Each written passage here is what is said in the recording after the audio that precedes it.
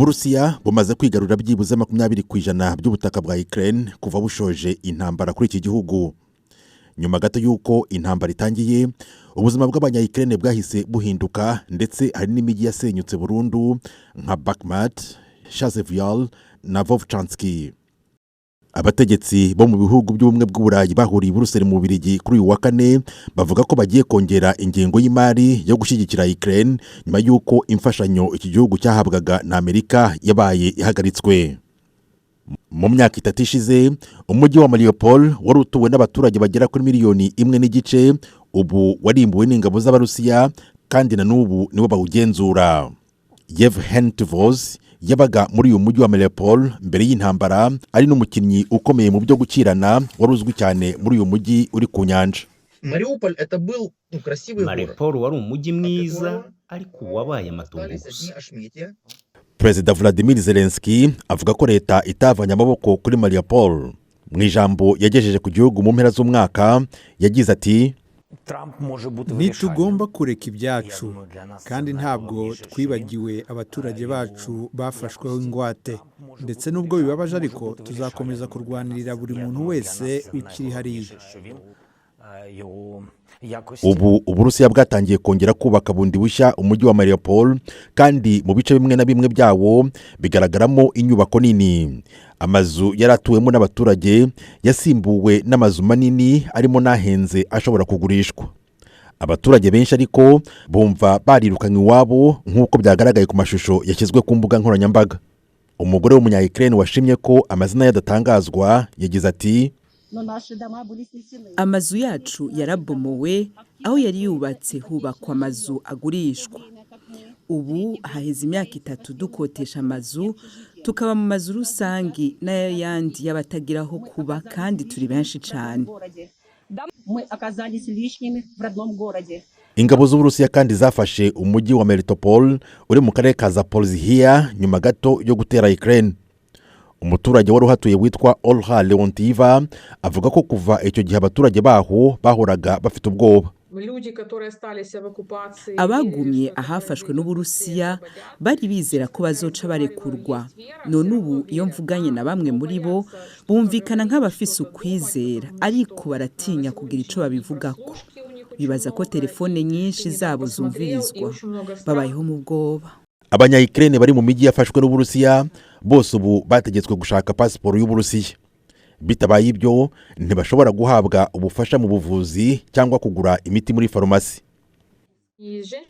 Ndazi umugore agwaye cyane ingwara ikomeye ya cancer, yampamagaye ariko ararira ambwira ko yarondeye pasiporo y'Uburusiya kugira ngo abaganga bari banse kumuvura bamuvure. Kugeza ubu amashuri yo mu duce twafashwe n'Uburusiya arimo guhatira abanyeshuri kwiga ikirusiya hagamijwe ko abana bibagirwa ko ari abanya-Ukraine.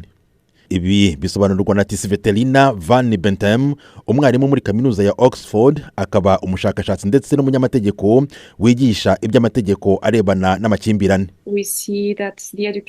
Turimo kubona gahunda y'uburezi ikoreshwa nk'intwaro yo kurwanya ibiranga umuntu mu gace kafashwe n'Uburusiya.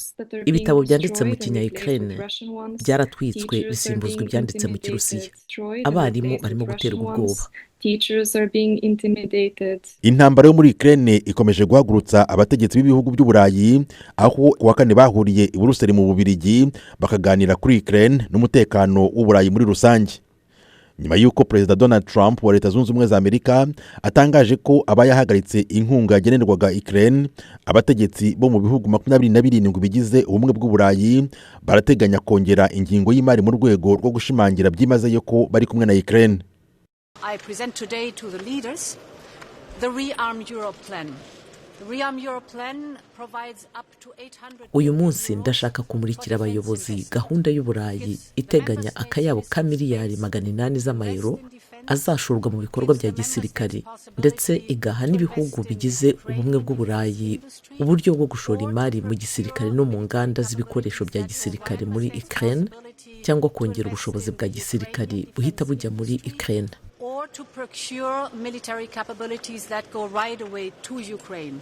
Perezida wa Ukraine Volodymyr Zelensky wari witabiriye iyi nama yashimiye Ubumwe bw'Uburayi, ababwira ko anejejwe nuko abanya-Ukraine batari bonyine.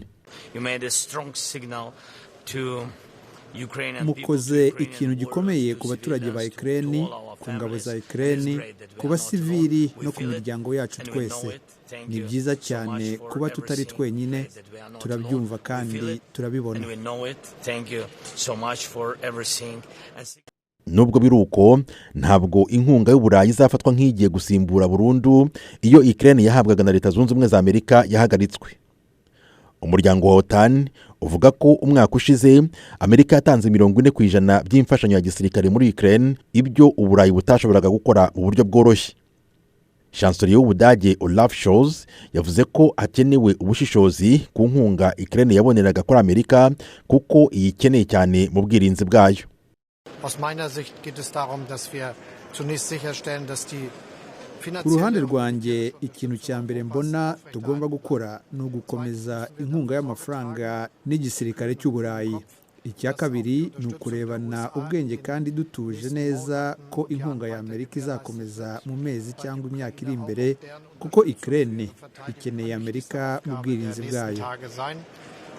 Die Voraussetzung für einen gerechten und fairen Frieden zu gewährleisten. Iyi nama y'ibihugu by'Ubumwe bw'Uburayi ibaye mu gihe hari ubwoba ko nyuma y'uko Uburusiya bugabye intambara kuri Ukraine, noneho Uburayi bwose aribwo bwabutahiwe.